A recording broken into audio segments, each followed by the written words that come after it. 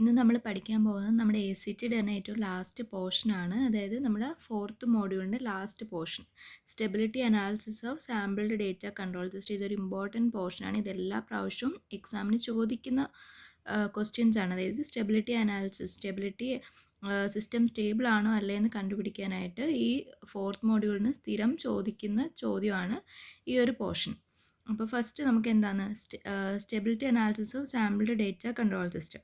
A sampled data control system is stable if all the poles of Z transform of the system lies inside the unit circle in Z plane. അതായത് Paul's, നമ്മൾ Paul's കണ്ടുപിടിക്കുന്നത് എങ്ങനെയാണ്? Characteristic ഇക്വേഷൻസിൻ്റെ എന്താണ് Roots ആയിരിക്കും നമ്മുടെ poles എന്ന് പറയുന്നത്. ആ പോൾസ് എന്താവണം? ഈ ഇസഡ് പ്ലെയിൻ്റെ ഈ ഒരു യൂണിറ്റ് സർക്കിളിന് ഉള്ളിൽ വരണം. യൂണിറ്റ് സർക്കിൾ എന്ന് വെച്ചാൽ ദേ 1 ആണ്. ആൻഡ് റേഡിയസ് എന്ന് പറയുന്നത് 1 ആണ്. 1 1 ഇമാജിനറി ആക്സിസ് 1 1. ഓക്കെ, ആ ഒരു യൂണിറ്റ് സർക്കിളിനകത്തായിരിക്കണം നമ്മുടെ ഇസഡ് ട്രാൻസ്ഫോമിൻ്റെ എല്ലാ പോൾസും. And the poles of the transfer function is given by the roots of the characteristic equation. അപ്പം ഞാൻ പറഞ്ഞു നമ്മുടെ പോൾസ് എങ്ങനെയാണ് കണ്ടുപിടിക്കുന്നത്? നമ്മുടെ ഒരു ക്യാരക്ടറിസ്റ്റിക് ഇക്വേഷൻ, അതിൻ്റെ റൂട്ട്സ് ആയിരിക്കും നമ്മുടെ പോൾസ് എന്ന് പറയുന്നത്. Hence the system stability can be determined from the roots of the characteristic equation.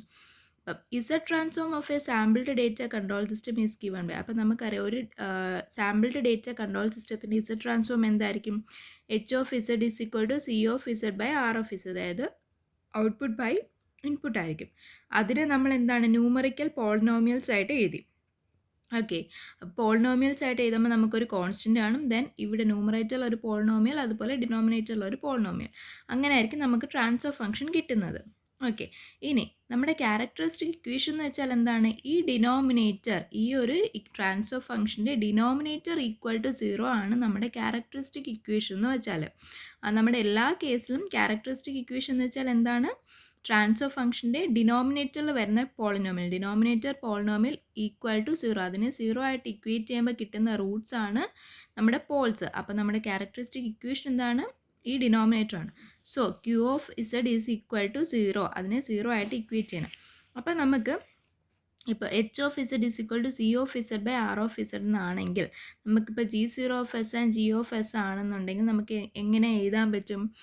H of S എന്ന് പറയുന്നത് ഒരു ഫീഡ്ബാക്ക് എലമെൻ്റ് ആണ്. സോ ഇതാണ് നമ്മുടെ ഒരു ട്രാൻസ്ഫർ ഫംഗ്ഷൻ ഉണ്ടെങ്കിൽ അതിൻ്റെ ഡിനോമിനേറ്റർ ടേം ഈ 1 plus Z transform of G0 of into G of S into H of S ആയിരിക്കും എന്ത്?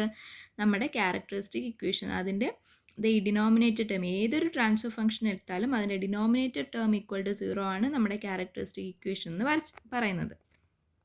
സ്റ്റെബിലിറ്റി അനാലിസിസിന് നമുക്ക് മെയിൻലി 3 മെത്തേഡ്സ് ഉണ്ട്. ഒന്ന് ജൂറി സ്റ്റെബിലിറ്റി ടെസ്റ്റ്, സെക്കൻഡ് എന്ന് വെച്ചാൽ bilinear transformation Ruth Hurwitz criterion, പിന്നെ തേർഡ് എന്ന് പറയുന്ന റൂട്ട് ലോക്കസ് ടെക്നിക്. അപ്പം നിങ്ങൾക്ക് ഇവിടെ മെയിൻലി വേണ്ടത് ആദ്യത്തെ 2 മെത്തേഡ്സ് ആണ്, അതായത് ജൂറി സ്റ്റെബിലിറ്റി ടെസ്റ്റും റൂത്ത് ഹർവിറ്റ്സ് ടെസ്റ്റും. അപ്പോൾ ഇത് 2 പേരും നോക്കി വെച്ചേക്കണം. ചില 2 പേരിലും ചോദിക്കും. ബൈലീനിയർ ട്രാൻസ്ഫോർമേഷൻ എന്ന് പറഞ്ഞാലും റൂത്ത് ഹർവിറ്റ്സ് ക്രൈറ്റീരിയൻ എന്ന് പറഞ്ഞാലും രണ്ടും സെയിം തന്നെയാണ്. ഓക്കെ, അപ്പോൾ ഫസ്റ്റ് നമുക്ക് ജൂറി സ്റ്റെബിലിറ്റി ടെസ്റ്റ്. ഇത് എപ്പോഴും എക്സാമിന് ചോദിക്കുന്ന ഒരു ക്വസ്റ്റ്യൻ ആണ്. ഒന്നീ ജൂറി സ്റ്റെബിലിറ്റി ടെസ്റ്റ് വെച്ചിട്ട് സ്റ്റേബിൾ ആണോ എന്ന് പറയാൻ, അല്ലെങ്കിൽ ഈ ബൈലീനിയർ ട്രാൻസ്ഫോർമേഷൻ വെച്ചിട്ട് സ്റ്റേബിൾ ആണോ എന്ന് പറയാൻ. ഏറ്റവും ഇമ്പോർട്ടൻ്റ് ആയിട്ടുള്ളൊരു പോർഷനാണ്. അപ്പോൾ ജൂറി സ്റ്റെബിലിറ്റി ടെസ്റ്റ് എങ്ങനെയാണെന്നുള്ളത് നമുക്ക് നോക്കാം. ഇപ്പോൾ നമ്മുടെ എന്താണ് നമ്മുടെ ഒരു ക്യാരക്ടറിസ്റ്റിക് ഇക്വേഷൻ എന്ന് വെച്ചാൽ F of Z is equal to A raise to N Z raise to N plus A N minus 1 Z raise to N minus 1 up to A1 Z plus A0.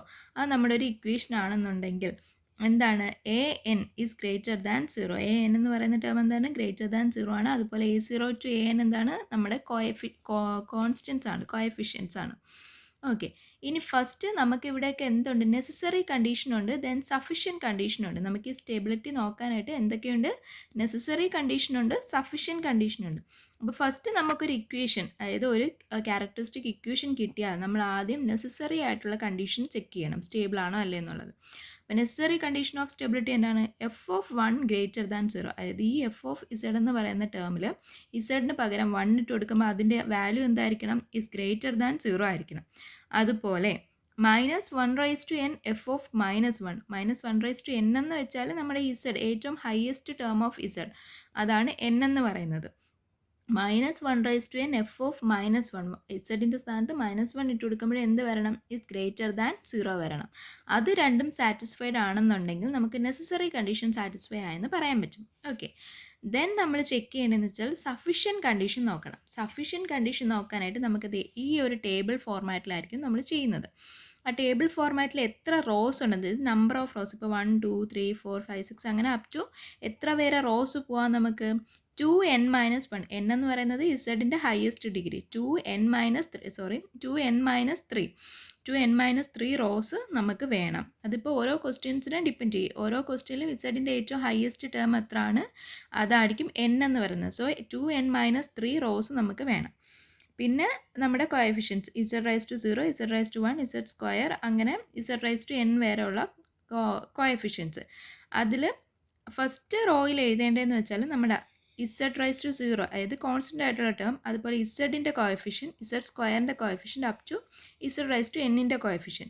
Second row എന്ന് പറഞ്ഞാൽ first റോയെ reverse ഓർഡറിൽ എഴുതണം. അതാണ് second row എന്ന് പറയുന്നത്.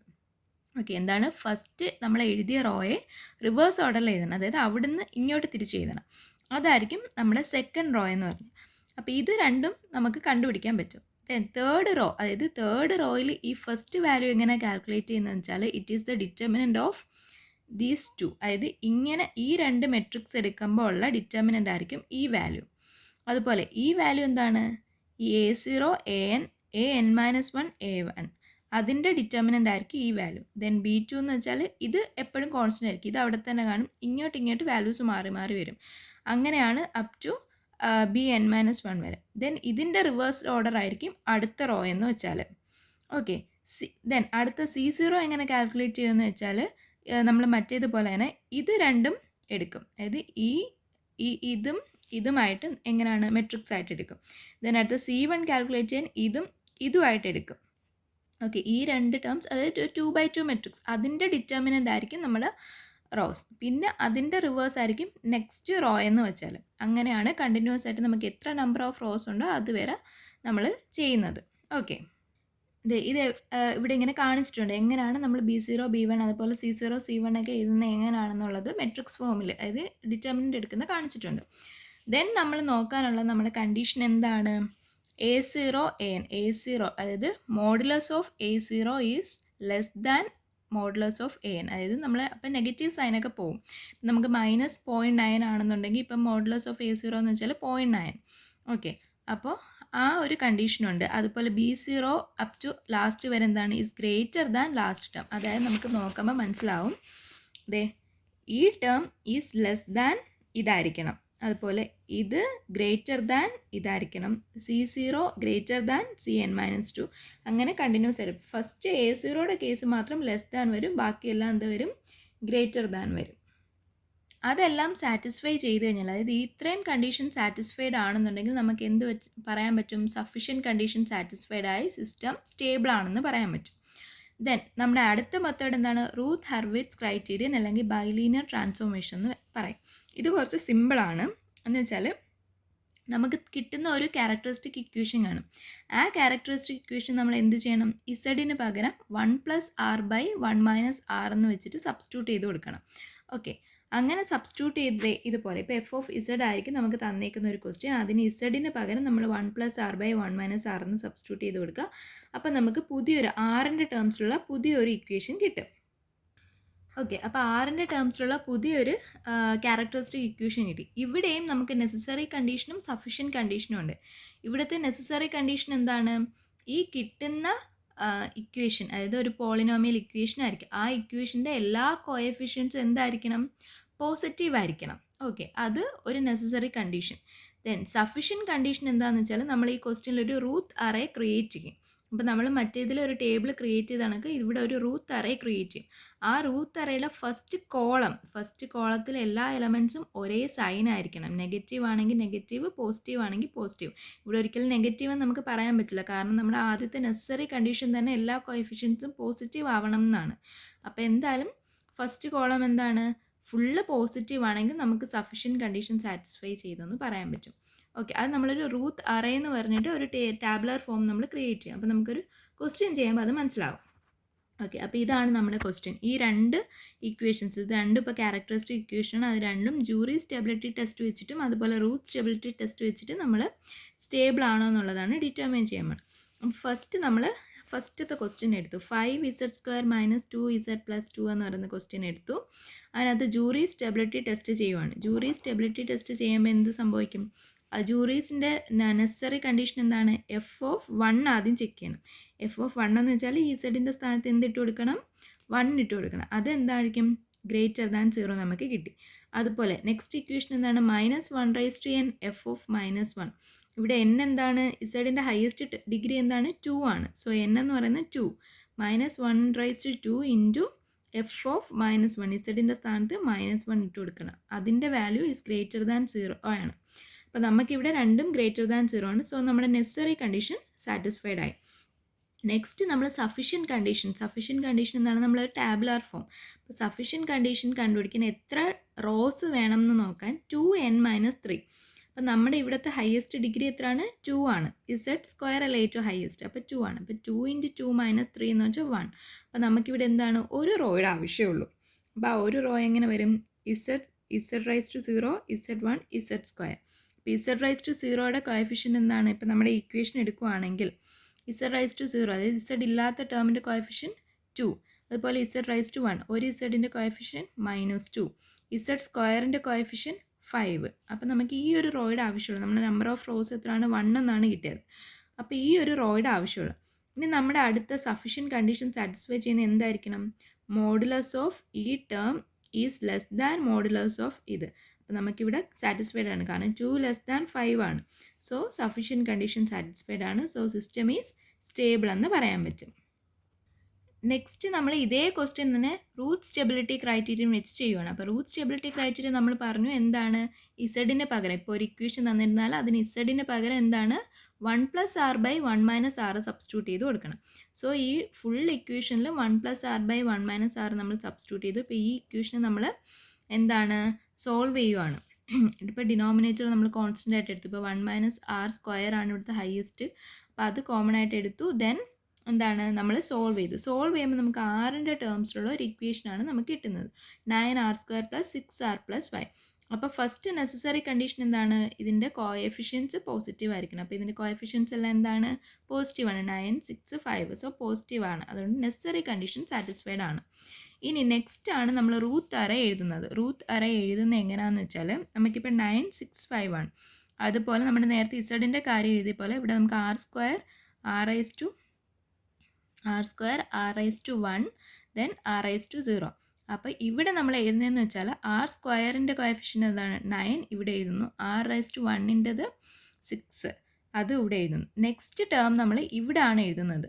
Okay, താഴോട്ടല്ല എഴുതുന്നത്. Next term നമ്മൾ ഇവിടാണ് എഴുതുന്നത്. അപ്പം 9, 6, 5. ഓക്കെ, ദെൻ ഈ ടേം കാൽക്കുലേറ്റ് ചെയ്യുന്നത് എങ്ങനെയാണെന്ന് വെച്ചാൽ എങ്ങനെയാണ്?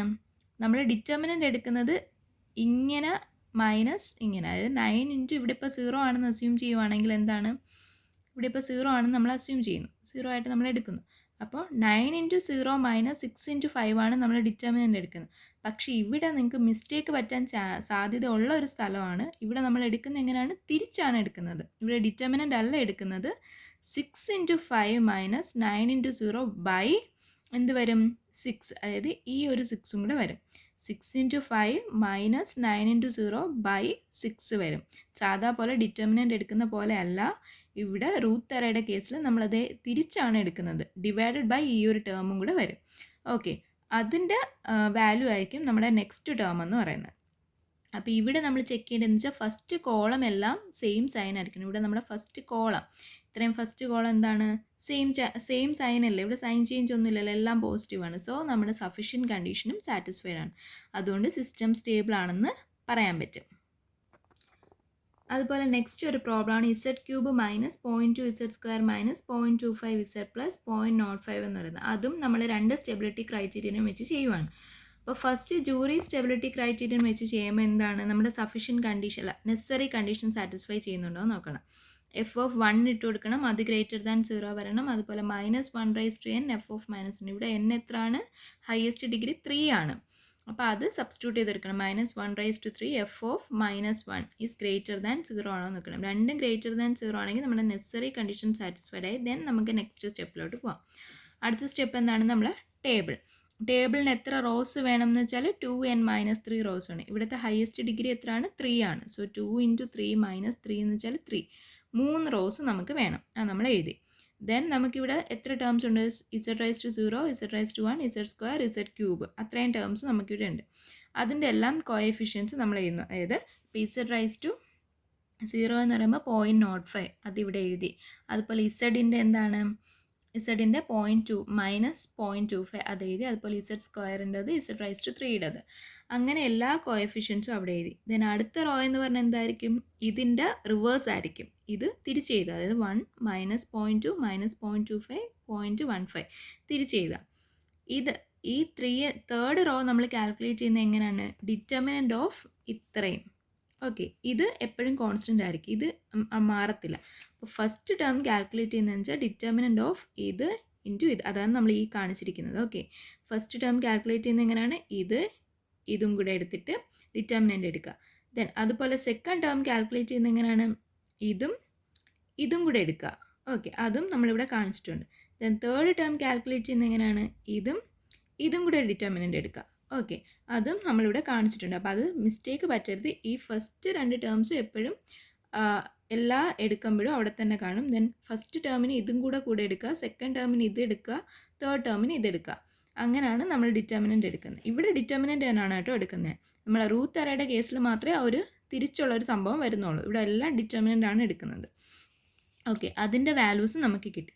സോ ഈ വാല്യൂസ് കിട്ടി. ഇനി നമ്മുടെ സഫിഷ്യൻറ്റ് കണ്ടീഷൻ കാൽക്കുലേറ്റ് ചെയ്യുന്നത് എങ്ങനെയാണ്? A0യുടെ മോഡുലസ് എന്താണ്? ഈസ് ലെസ് ദാൻ ഇതായിരിക്കണം. അത് സാറ്റിസ്ഫൈഡ് ആണ്, കാരണം ഈ വാല്യൂ ലെസ്സർ ആണ്. പിന്നെ ഇതിൻ്റെ മോഡുലസ് ഗ്രേറ്റർ ദാൻ ഇതായിരിക്കണം. ഇതിൻ്റെ മോഡുലസ് എടുക്കുമ്പം നെഗറ്റീവ് സൈൻ പോവും. സോ ഇത് ഗ്രേറ്റർ ദാൻ ഇത് തന്നെയാണ്. 0.9 ഈസ് ഗ്രേറ്റർ ദാൻ 0.24 ആണ്. ഓക്കെ, അപ്പം നമ്മുടെ സഫിഷ്യൻറ്റ് കണ്ടീഷൻസും സാറ്റിസ്ഫൈഡ് ആയെന്ന് നമുക്ക് പറയാൻ പറ്റും. അതുകൊണ്ട് സിസ്റ്റം എന്താണ്? ജൂറി സ്റ്റെബിലിറ്റി ടെസ്റ്റ് വെച്ചിട്ട് സ്റ്റേബിളാണ്. നെക്സ്റ്റ് ഇതേ ക്വസ്റ്റ്യൻ തന്നെ നമ്മൾ റൂട്ട് സ്റ്റെബിലിറ്റി ക്രൈറ്റീരിയ വെച്ച് ചെയ്യുന്നത് എങ്ങനെയാണ്? ഇസഡിന് പകരം 1+r/1 - r ഇട്ട് കൊടുക്കുന്നു. അപ്പോൾ നമുക്ക് എന്താണ് സോൾവ് ചെയ്യുമ്പം ആറിൻ്റെ ടേംസിലുള്ള ഒരു ഇക്വേഷൻ കിട്ടും. ഓക്കെ, അപ്പോൾ ഇവിടെ നമുക്ക് r³ r² 6. ഓക്കെ, അപ്പോൾ അത് നമ്മൾ എഴുതുന്ന നേരത്തെ പറഞ്ഞ പോലെ ഇപ്പോൾ 0.9 r³ r² r⁻1 r⁻0. അപ്പോൾ 0.9 അതുപോലെ എഴുതുക. r²ൻ്റെ ടേം ഏതാണ്? 3.6 അത് അതുപോലെ എഴുതുക. ദെൻ നെക്സ്റ്റ് ടേം എഴുതുന്നപ്പോഴാണ് റൈറ്റ് സൈഡിലാണ് 2.9 0.6. ഓക്കെ, അങ്ങനെ വേണം എഴുതാൻ. ദെൻ നമ്മൾ ചെയ്യേണ്ട ഈ ടേം കാൽക്കുലേറ്റ് ചെയ്യുന്നത് എങ്ങനെയാണ്? ഇവിടെയാണ് മിസ്റ്റേക്ക് പറ്റാൻ ചാൻസ് ഉള്ളതെന്ന് ഞാൻ പറഞ്ഞത്. ഡിറ്റർമിനൻ്റ് അല്ല, 3.6 × 2.9 -0.9 × 0.6 / 3.6 ഇവിടെ എഴുതിയിരിക്കുന്നുണ്ടോ? അങ്ങനെയാണ് ഈ വാല്യൂ കിട്ടുന്നത്. ഓക്കെ, ഇനി r⁻0 കിട്ടുന്നതെന്ന് വെച്ചാൽ ഇവിടെ നമ്മൾ നേരെ താഴോട്ട് 0 എഴുതും. ദെൻ r⁻0 കിട്ടുന്ന ഇതേപോലെ തന്നെ ഇത്രയും എടുക്കുക. അതായത് 2.75 × 0.6 - 3.6 × 0 / 2.75 അത് കിട്ടുമ്പോൾ താഴത്തെ വാല്യൂസ് കിട്ടും. അങ്ങനെയാണ് നമ്മൾ വാല്യൂസ് എടുത്ത് പോകണം. ഇവിടെ എന്താണ്? ഇവിടെയും അതുപോലെ എന്താണ്? സൈൻ ചേഞ്ച് ഒന്നും ഇല്ല. സോ സിസ്റ്റം എന്താണ്? സ്റ്റേബിൾ ആണെന്ന് പറയാൻ പറ്റും. ഓക്കെ, ഇത് നമ്മുടെ ഒരു പോളിനോമിയലാണ്. z⁻4 വരുന്നൊരു പോളിനോമിയൽ. അത് നമ്മൾ ജൂറി സ്റ്റെബിലിറ്റി ടെസ്റ്റ് വെച്ചിട്ട് ചെയ്യുവാണ്. അതിൻ്റെ ഫസ്റ്റ് നെസസറി കണ്ടീഷൻ എന്താണ്? f(1) കാൽക്കുലേറ്റ് ചെയ്യുക. അത് ഗ്രേറ്റർ ദാൻ 0 ആണ്. -1/n f(-1) ഇവിടുത്തെ n എത്രയാണ്? 4 ആണ്. സോ അതും ഗ്രേറ്റർ ദാൻ 0 ആണ്. സോ നെസസറി കണ്ടീഷൻ സാറ്റിസ്ഫൈഡ് ആയി. ദെൻ ടേബിൾ വരയ്ക്കാൻ നമ്പർ ഓഫ് റോസ് വേണം. നമ്പർ ഓഫ് റോസ് എങ്ങനെയാണ്? 2n-3 is equal to 2 × highest degree എത്രയാണ്? 4 - 3. അപ്പോൾ ടോട്ടൽ നമുക്ക് 5 റോസ് വേണം. അപ്പോൾ ഫസ്റ്റ് നമ്മളിങ്ങനെ എഴുതുക. റോസ് 1 2 3 4 5 റോസ് വേണം. അതുപോലെ z0 z⁻1 z², z³ z⁻4 ഇത്രയും ടേംസ് ആണ് നമുക്കുള്ളത്.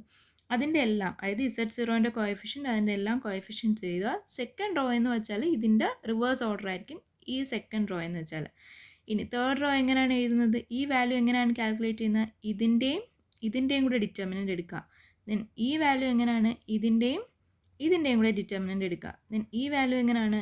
ഇതിൻ്റെയും കൂടെ ഡിറ്റർമിനൻ്റ് എടുക്കുക. ദെൻ ഈ വാല്യൂ എങ്ങനെയാണ്? ഇതിൻ്റെയും കൂടെ ഡിറ്റർമിനൻ്റ് എടുക്കുക.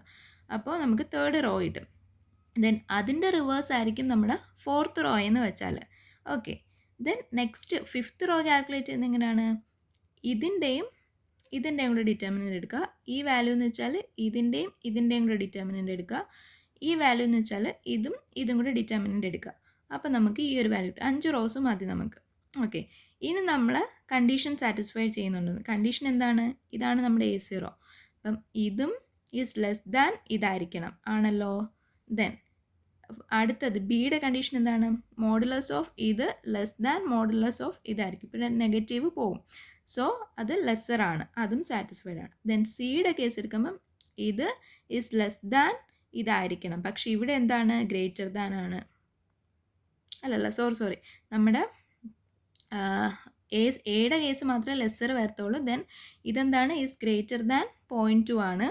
ദെൻ അതുപോലെ 0.9 ഇസ് ഗ്രേറ്റർ ദാൻ 0.63 ആണ്. ഓക്കെ, ഇവിടെ നമ്മുടെ എന്താണ്? A0യുടെ കേസ് മാത്രമാണ് നമ്മുടെ ലെസ് ദാൻ വരുന്നത്. ബാക്കി താഴോട്ടുള്ള എല്ലാം എന്താണ്? ഗ്രേറ്റർ ദാൻ ആണ് എടുക്കുന്നത്.